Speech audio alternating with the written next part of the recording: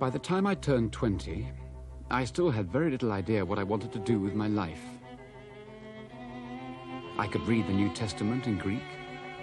I knew the names of most wild flowers, could recognize most butterflies and moths and tell you their life histories. I could sometimes catch fish when wise old anglers couldn't. Could shoot, ride, sail a boat. I'd read without discrimination every novel, play or biography I could lay my hands on. And I swallowed poetry with the voracity of a sea lion swallowing fish. But what use was it? Elmbury had no need of poets.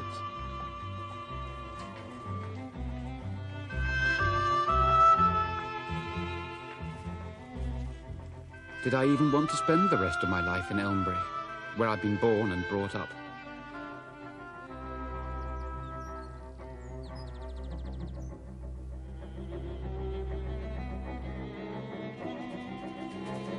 More urgently, I had to start thinking about earning a living. My parents were both dead, but my uncle was the senior partner in one of the oldest established firms of auctioneers in the town. The office had stood in the High Street since 1750. All sorted out. Good day, Tim.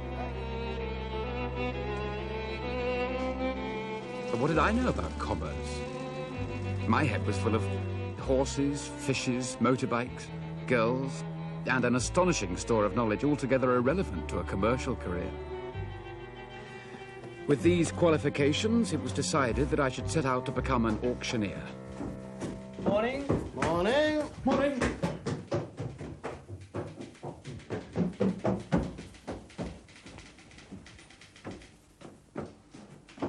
Come in. Yes, you are a little late, my boy. It was agreed that I should begin work as an article clerk. My uncle made no bones about it. There'd be lots of running errands, bookkeeping, writing up records of all sorts of transactions, and helping the partners with the detailed paperwork. My uncle believed in young men starting at the bottom. Come, come, gentlemen. Only £57, 10 shillings for Mr. Jeff's champion beat. Only £57, 10 I'm bid. Shall I make it 60? Well, come, gentlemen. Offer me 60. 'Tis a lot of money, Mr. Moore. 'Tis a lot of good meat. 60 it is. 60 I'm offered.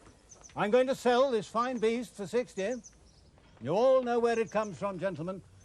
Mr. Jeff's of Hill Farm. Mr. Jeff's, who's won the championship 4 years out of the last 7. At 60, then. I'm selling at 60. Going, gone. Congratulations. 12 years running you've bought the champion beast. Isn't that right? Aye, and it's the highest price I've ever paid. It's the best beast you've ever bought. Congratulations to you both. And congratulations to you, Mr. Moore. Huh? It's 35 years you've been selling here. 35 years? Is it really? We be getting old, Mr. Moore. We be getting old, you and I. We be going, gone. That was the last time the great fat butcher with the fire-red cherubim's face bought the champion beast. He bore his great mountain of flesh up to bed, lay there for 3 days, and then he died, leaving his wife to carry on as best she could. We're also very sorry.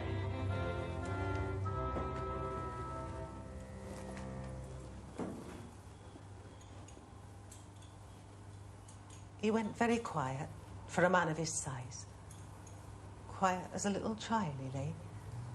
Once or twice he cried out. Once or twice he groaned.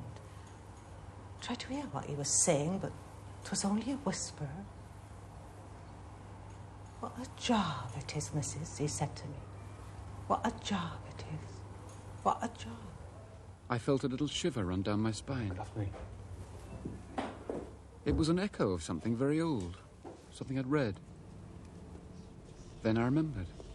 Mistress Quickly describing Falstaff's death. Could there be poetry, even in an auctioneer's life?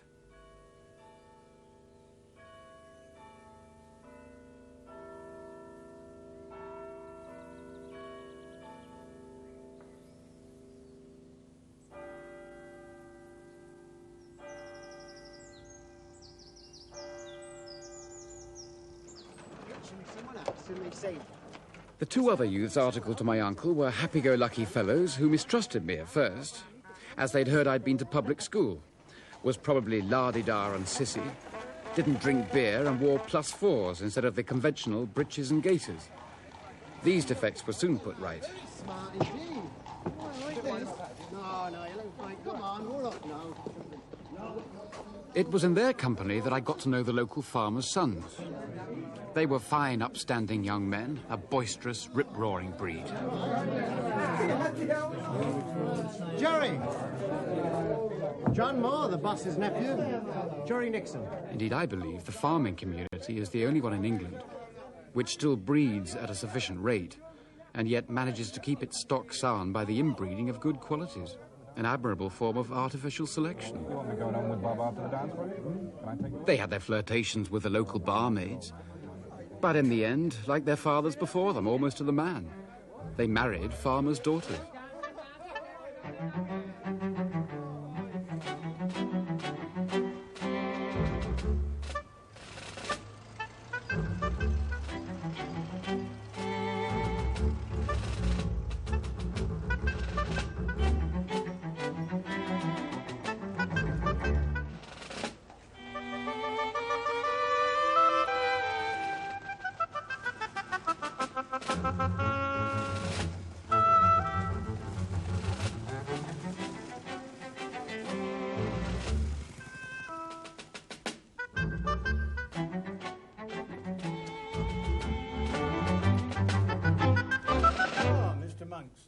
Getting to know the farmers themselves was quite a different matter.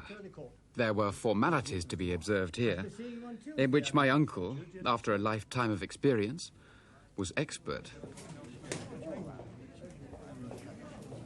One thing, John. Farmers always expect a proper greeting. City folk, now, they're not so particular. There's so many of them, they don't expect to be remembered. But a farmer is aware of his own importance. He's used to being recognised. On the roads, in the shops for 20 miles around. He's Mr. Jeffs of Hill Farm or Mr. Nixon of Down End. And he expects everyone to know it. Ah, hello, Rentham.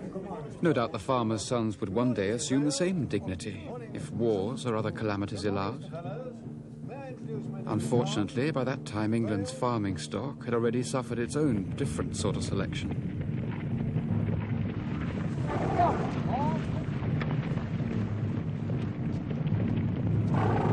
They were not the sort who held back. They went to the Great War with the yeomanry, riding their own horses, which they refused to leave behind. About 20 of them from the Elmbury district alone.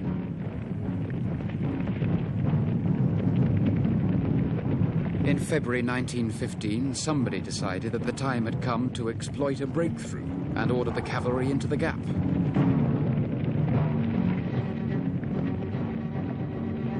But there hadn't been a breakthrough, and there wasn't any gap. Both Mr. Jeff's fine sons had fallen that day.